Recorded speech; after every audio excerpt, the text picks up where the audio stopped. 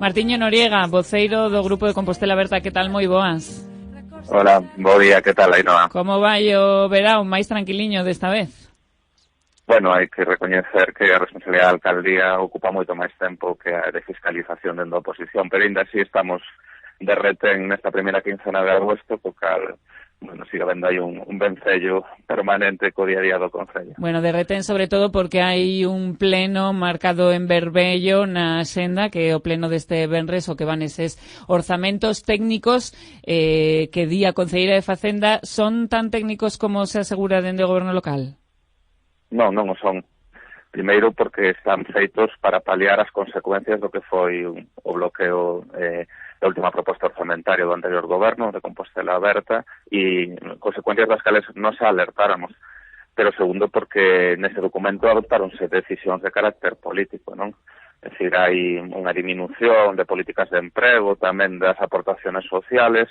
e sobre todo cuestiones que para nós son sensibles, como a eliminación de todos os proxectos de orzamentos participativos que foron votados por milleiros de veciños e veciñas e que foron escollidos pois ao longo de 2018 para aplicar neste ano, non? E polo tanto para nós son cuestións que non son menores, non? E que demostran que os orzamentos son os orzamentos con carácter político e onde se tomaron decisiones que curiosamente afecta a partidas sociales que para nós son sensibles e que aumentan outras partidas que para nós son máis intrascendentes, como pode ser pois, toda a aportación que está aumentada para o capítulo de festas, non?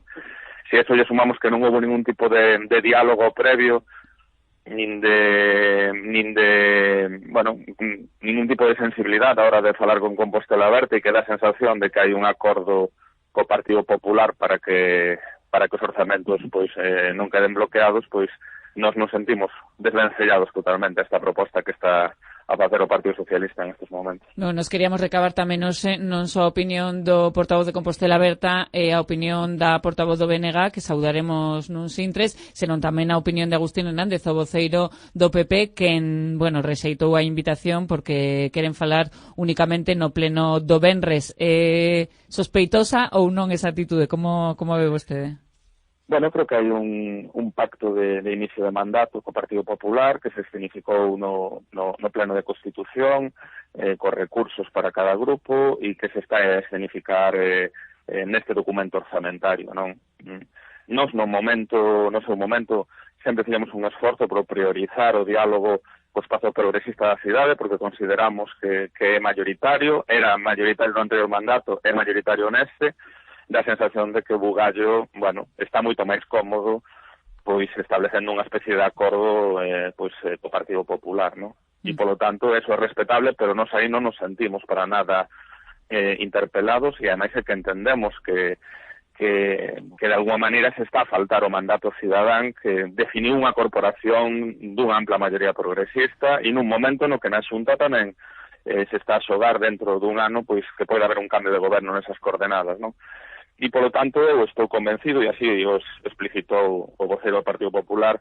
que hai un acordo para non bloquear estos orzamentos que les din técnicos, pero que teñen carácter político e que forma parte deste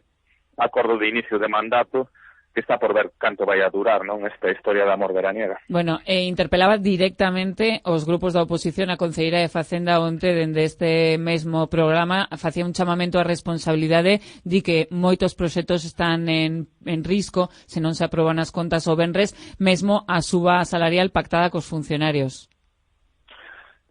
Esas consecuencias, esa situación non se alertamos no momento en que o Partido Socialista bloqueou as contas a inicio de ano, non? De feito, nós antes de maio levamos hasta 27 modificativos de crédito, porque é certo que non é o mismo gobernar un prorrogado de 92 millóns que facelo con 112 millóns, ou neste caso con 110, que é a nova proposta. Dito isto, o que resulta curioso é que se interpele a nosa responsabilidade cando non houve ningún tipo de contacto con Compostela Aberta, agás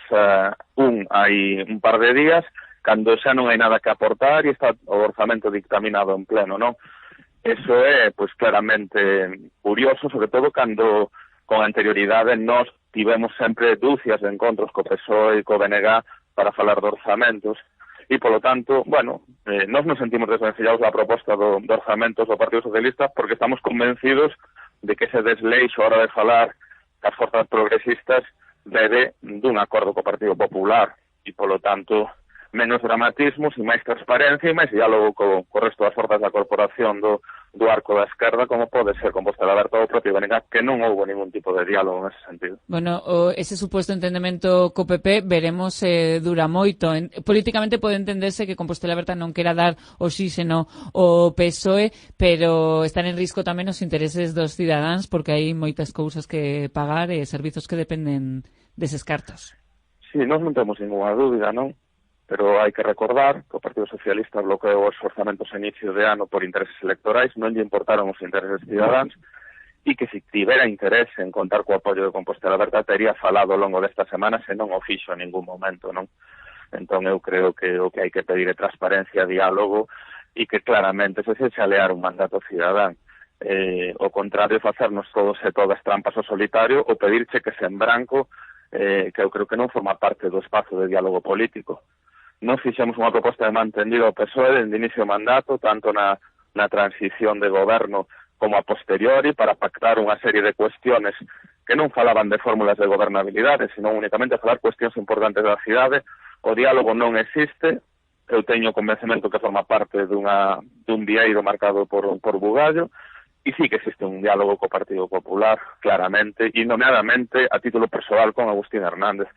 Por lo tanto, bueno, é respetable, non nos poñamos dramáticos, pero que non se nos pode a nós facer unha chamada de responsabilidade cando non se fai ningún tipo de sexualidade, nin de diálogo, nin de conversa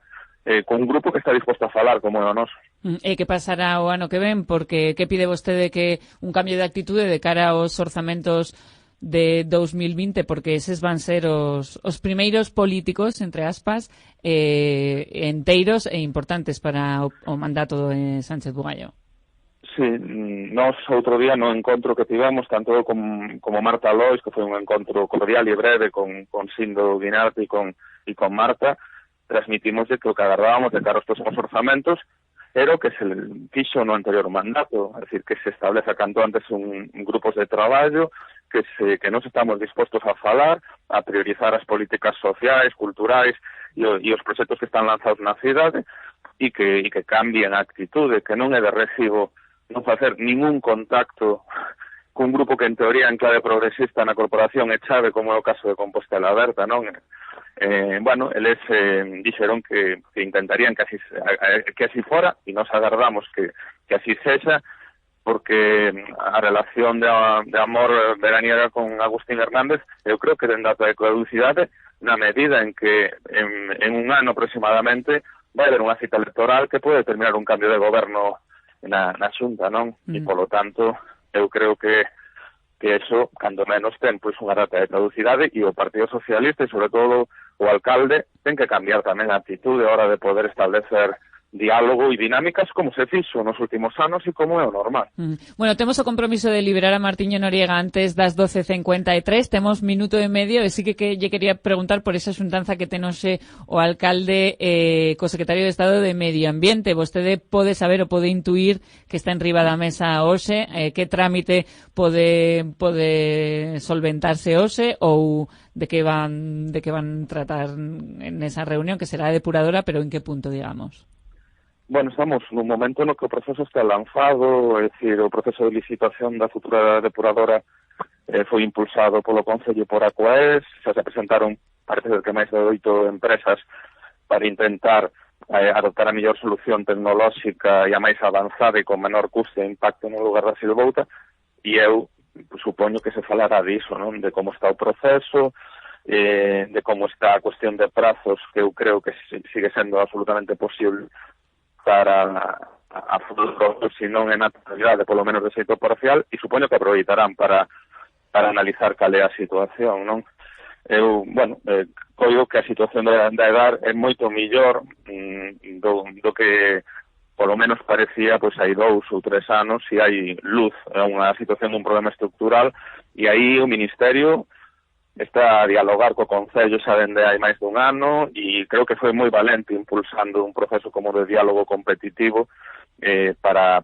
de alguma maneira marcar cal é a mellor solución tecnolóxica para Silvouta. Martiño Noriega, grazas por atender a chamada da Cadena SER. Moi bo día. Veña, bo día, e gracias a vos.